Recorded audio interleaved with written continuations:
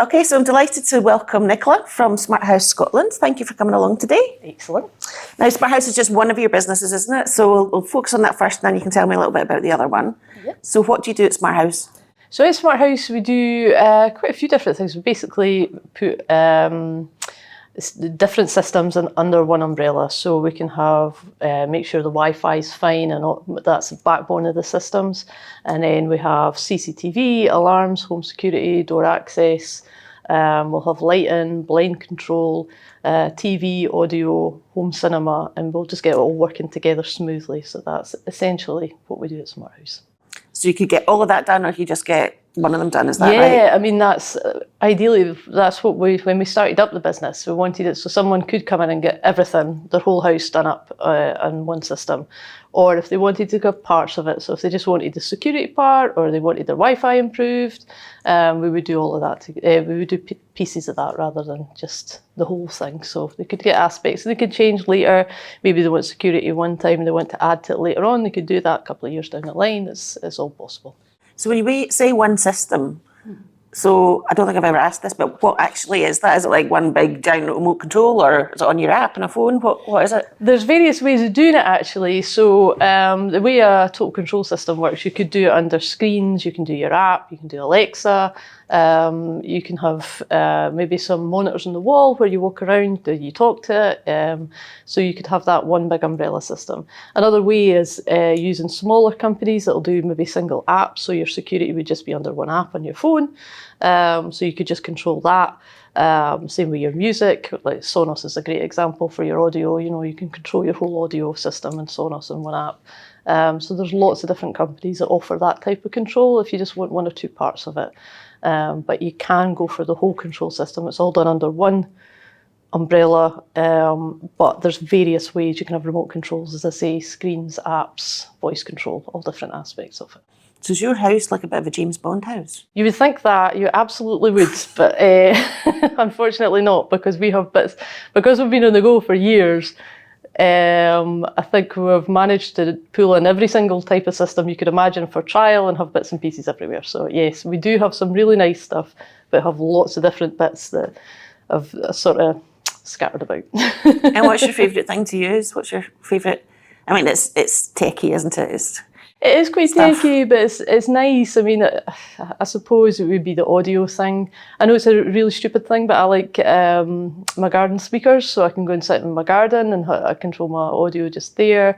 And then into my, I've got, bathroom control, so you go upstairs and you've got bathroom speakers, you go for your shower, and just wee stupid things like that. It's nice to be able just to walk in and say, I'll play this, or, whatever you want, just when you go for a shower, and you go down to we have a kind of home cinema set up in our living room, and it's nice, we get the kids and we do a wee movie night on a Saturday night, so we'll hire something, or we'll just pick an old movie and we'll make popcorn and, we'll do the full thing. So that's a bit I like about it, but there's all different aspects that people like.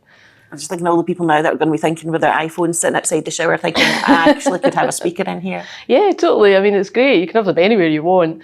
And we try and incorporate sort of quite unusual things that, you just generally don't think about. We've got mirror TVs, that kind of thing. And it's just nice to have something a wee bit different, I think. So mirror TVs, it looks like a mirror, but it's actually a telly. Yeah. And you can have them indoors, outdoors. There's outdoor ones. Outdoor mirrors? Yeah, you can have outdoor TVs. Mirror, that's quite niche, not a lot of people get that. But you can have outdoor TVs for in your garden. It's quite good for summertime and football, that kind of thing. A classic example is we'll have a friend who's got one, and we'll go at Eurovision time and everybody gets round in the garden, put barbecue on, watch Eurovision and outdoor TV. It's nice. It's a nice way to do it. Sounds like a very sociable thing that you encourage people Yeah, to do. Totally. Yeah, that's what it's like. And it's quite a nice family thing as well. You can, your home is your castle, so you can have whatever you like in it. And it's nice to be able to have that thing where you can enjoy just being in your house, where you've got the security, that aspect of it is controlled. You've got the audio, the TV, so you can stay in your house with your kids, your family, and have quite a nice wee time. And I've seen an increase in people looking for home cinema. Yes, we do. I think it's because it's become more accessible now. So, one example might be when their kids are getting a bit older, they leave, they've maybe got an extra couple of rooms, you can make one of them into a home cinema really easily. We've had people who have bought new builds and they've got a garage, and I don't think anybody ever uses their garage for their car these days when they buy a new build. So they'll convert that to a home cinema. It could even just be in your living room. You know, you have, as I've mentioned before, giant TVs now are fairly norm. So you could have a 98-inch TV if you want to. 98? Yeah, if you're feeling That's really... quite extreme. I would say most of the jobs we do now are 65, 75 is a kind of standard. And then we will get bigger, obviously, and projectors.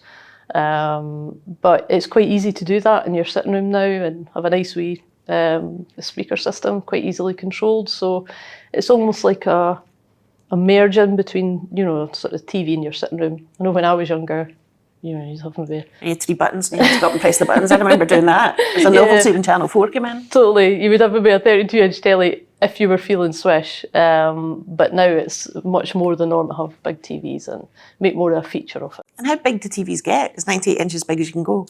Yeah, I mean, but then you're going into projectors after that. So when you've got laser TVs... and So laser TV? So it could be just like it's like an ultra short throw projector, and it sits away from the screen a wee bit, and you've got 100, 120 inches, and it works just like a normal TV. But if you want that extra size, it's a nice way to do it, and it saves a wee bit of energy compared to some TVs. It's got features around it, so yeah, you can go as big as you want really with them. And I guess if somebody's getting a cinema room put in, they're going to want to make sure the security is decent, so their new kit doesn't get nabbed. Yeah, definitely. We do have, with some type of cinemas, you know, we'll put in invisible speakers, so they are a wee bit trickier to steal unless you're going to hack the walls to bits. But yeah, so... An invisible speaker, I take it, what, sits behind the wall? Yeah, it's quite hard to show them off actually because they are invisible. But yeah, basically what we do, we cut a hole in a section of the wall, we'll put the speaker into it, plaster over it, so you won't see it at all. But then you have got ones that have got grills and things in the front as well. So there's all different types. Okay. And you mentioned Wi-Fi as well. Is that like just you fit standard Wi-Fi, or what do you do there? Yeah, so we do commercial and domestic. So a lot of the time, this had a huge resurgence since the pandemic.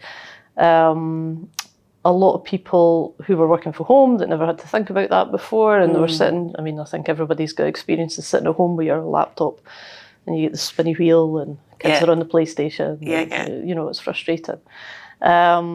So we'll make sure that in every aspect, every room in your house, you will be able to get good Wi-Fi. It'll all work seamlessly. You can walk from one room to the other. It's not going to cause a problem. And then more and more pieces of equipment now are sitting on your Wi-Fi as the backbone of the house pretty much now. It's a utility. So, you know, you could buy a fridge now that sits on your Wi-Fi and tell you what's in your fridge. Really? Yeah, it's ridiculous. But, you know, if you've got home control, if you've got lights, if you've got blinds, it's all sitting on your Wi-Fi, it's all talking to each other. So it has to work well.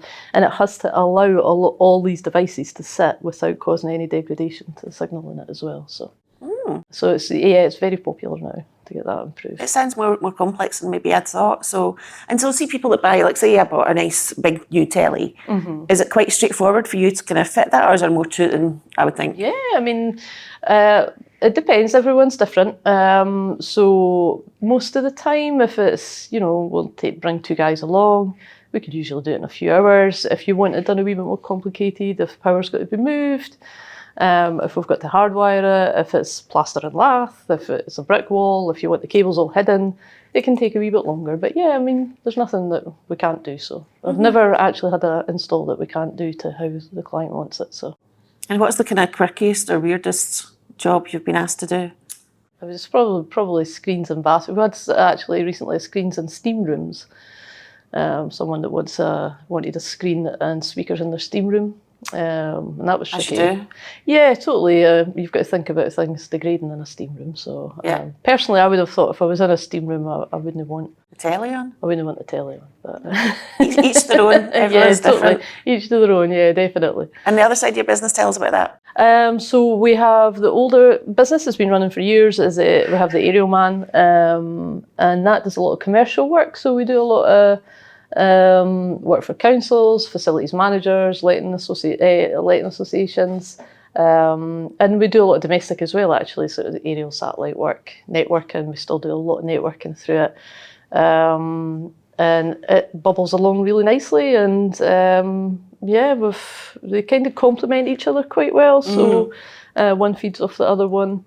But yeah, it's been on the go for about 12, 13 years now, I think it is. So yeah, and we work right across Scotland with that one. We were up in Aberdeen a couple of weeks ago. We're in Dundee, Borders a lot. We'll be up in Ely, through in Glasgow. So yeah, it's quite. And you work across Scotland with the SmartHouse business as well? Yeah, aye. We kind of cover everywhere really, as long as the client is aware where we are, you know. But yes, we've got a big client base for all across Scotland. We tend to mainly work in the Central Belt. That's where most of our day-to-day stuff is. But yeah, we're out and about all the time. And how do customers tend to find you? Is it they find you on the internet? Is it word of mouth or referrals? It's a real mix, actually. Because we've been on the go for so long, we've got a lot of past customers, and we tend to keep them. So if someone wants, you know, has had something done a few years ago, they'll get in touch. We're online, obviously. We have our website. We have a lot of commercial clients, so that tends to get bounced about quite a lot of partnerships. And some of our commercial clients have had for absolutely years, and they'll recommend us to other people. So yeah, it tends to be a real mix. So tell us a bit about your business journey. How did you get started in this? Well, we started, as I say, as an aerial man. I mean, by trade, I'm a qualified dispensing optician, and I had worked for years as that. And then my husband and I decided to start up a business. He had years of experience working doing Sky. He did their training, he developed a lot of their policies. So we started off just doing that. And a lot of it was actually so we had kids, so it was quite easy for us to kind of balance the work-life balance thing. And then we just built it up for there. And then things started to change, obviously. So people were asking for a bit more. So with the aerial and satellite work became the sort of TV installation. Then the networking became very important with a lot of the TV installs. A lot of people were interested in getting things networked. And so it kind of all fed off each other. We just built it up. And we have a few members of staff now. We've had the ones that we've managed to keep for a few years. We've got one guy who's been with us for a year, but the other two have been with us for quite a few years now. So we've managed to keep a hold of their team, and I think that's the most important thing that we do actually is well, it says a bit, doesn't it, that they're happy doing what they're doing, they're happy at work. Yeah, definitely. And we've kind of grown and developed over the years. You know, we've had quite a few pitfalls. Obviously, everybody's got hit by the pandemic. That changed things a bit. And I think we've managed to keep the business to a size that is big enough that we can change what we need to quite quickly. So I think that's helped us, where we've seen maybe other businesses sort of fall by the wayside, or, you know, but we've managed to dodge things where we've needed to. I think it's an important point, because a lot of people talk about growing their business, but actually for some businesses, you know, there's a kind of element that growth is good, but actually profit's better. So actually sometimes I've seen businesses go maybe too big and, you know, at cost of the profit, but there's a sweet spot to be had, hasn't there? I think so, yeah. And we also like to keep, we keep things quite personal with our clients as well. So generally if they phone, they'll either get me or they'll get Mark. So we try and keep things as sort of close to us as we can. We do have a call answering service for weekends, that kind of thing, but we try and keep it so if someone's got an issue or something they're not happy about, they can get in touch with us really quickly. It's not a case of, you know, it taking a sort of long drawn out process. If they've got questions, they can speak to the installers, they can speak to myself, they can speak to Mark. Shouldn't get too technical when they speak to me, but the guys are obviously really good with that. But yeah, so we try and keep it so that it's big enough to actually care about every job we do.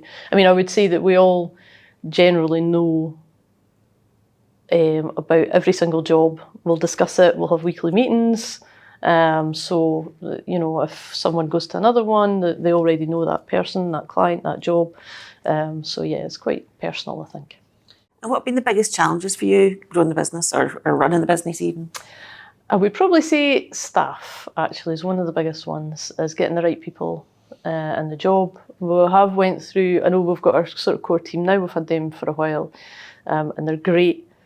But we've went through trying to get the right person, trying to keep that person, trying to make sure they're well trained, trying to make sure they're happy in their job is very important for us. So I would probably say staff is the trickiest aspect. And what would you have done differently, do you think, if you look back on bringing people in and the staff that maybe didn't work out? What changes would you make? Yeah, I would say probably I would maybe take a wee bit, now when we're hiring, we take a wee bit more time about it. And we're always looking, actually. Whereas before we maybe sort of rushed in because we were really busy. We were like, oh, we need someone now. And you know, we didn't sometimes always get the right person that we could have, and they didn't last. So I would say that we take a wee bit longer now when we're hiring someone. We didn't rush into it at all. And we identify, and we do hire on obviously their experience is really important and what they've done, but it's a lot more to do with them as a person and how we think they'll respond, because our work is very flexible. They need to be really flexible with it. No two jobs are exactly the same, so they need to be able to think on their feet. There's a lot of different skills involved, so they can come in with a core set of skills, but they will need trained, definitely, no matter what they've done. They will need trained in various aspects of what we do. And they also have to be really good at customer service as well as the actual physical job itself, because they are the face of our company, so they have to be good at that too. Yeah, because there's a lot of different things they've got to kind of master. Yeah, definitely. Yeah, it's not just a case of, oh, you'll be good at cabling or joinery, or, you know, they've got to have all those skills, but they also have to be really good with people. You know, they have to be people. People. Yeah. And so you've got an interesting project on the go as well, haven't you? Yeah. Tell us a bit about that. We've just moved our office, so we were in Musselburgh in a wee shop, and it was great. But it wasn't quite big enough to let us show off some of the stuff that we wanted to show off. So we obviously want to promote our home cinema, and it was quite small, and we just couldn't do that there. So we've bought an old church, and we're converting half it into our office. It's quite a small church, as the size of churches are, but half it's going to be a recording studio. The other half is going to be our office, home cinema, demo room. So yeah, so very exciting. I'm actually really excited about it, although I do feel like I'm also exceptionally stressed a lot of the time while we're getting it all together. But yeah, it is very exciting. And how far away are you from that being fully decked out so we can come and see it? I think probably a couple of months, actually, by the time, I mean, a lot of it's done. But I do know that there's still quite a lot of bits and bobs to get done. It's been a nightmare there's no drainage in it, and actually getting a plumber has been, it's been awful. But we do have someone now who can do it, but not for another month or so.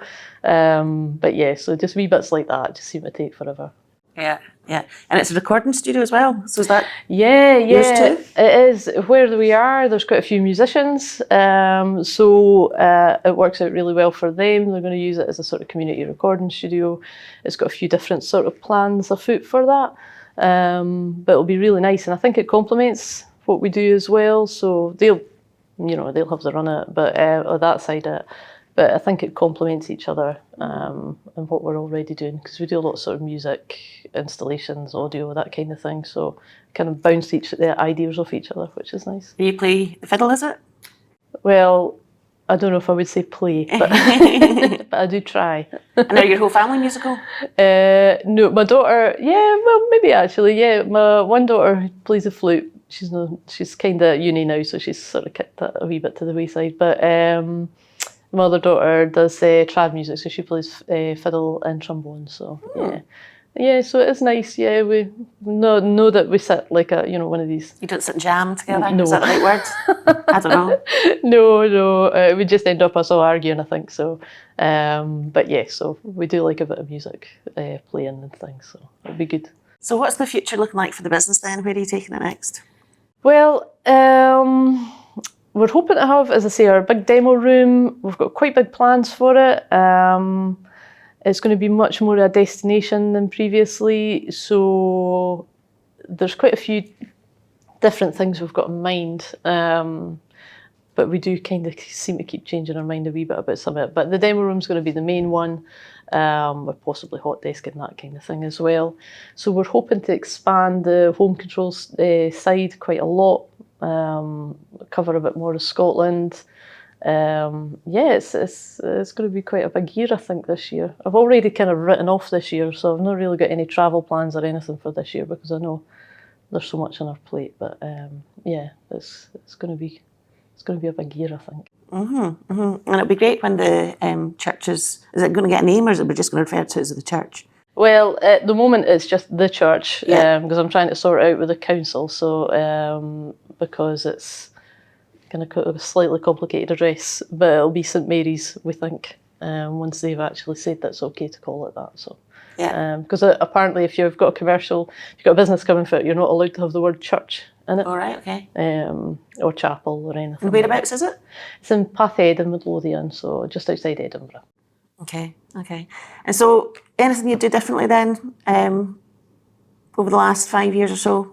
I would try and maybe be slightly more organised. But I think generally, when I think of how we've came over the last 10 years, I think when you look back and you see all these sort of wee stops going from one to the other, and at the time you don't know where you're going, but then you see it all coming together. So there probably would be quite a few wee bits and pieces I would do differently, but the main things, no. And do you feel it's mainly together now then? You feel you're in a good place to move forward? I do, yeah. I definitely think this is where we should be. And yeah, I think this is a great step. Where we are at the moment gives us the ability to do quite a lot, which we didn't have before. And as I say, we were in Musselburgh for a few years, and then before we were there, we were in a small office in the Innovation Centre, and we didn't really have any flexibility there. Whereas now we've got a lot of options. There's a lot we can do, just with the building itself and the business that we have. So. And you still look to focus on commercial and residential moving forward? Yeah. I mean, we have quite a decent size commercial, and we always have, and it's great. I think, again, I know there's some businesses that just focus entirely on commercial and some entirely on domestic, but I feel like it's actually good to have the mix of both, purely for a cash flow perspective. And you're not tied to one type. So if it's quiet in the commercial front, you generally find it's a wee bit busier than the other one. So yeah, I would definitely not get rid of one or the other. Okay, so if anyone's out there looking for anything we've talked about, Wi-Fi, home cinemas, you're the person to come and talk to. Yeah, give me a phone. I'm always here. Right, wish you all success moving forward. Thanks very much for joining me. Thank you, Yvonne. Thank you very much.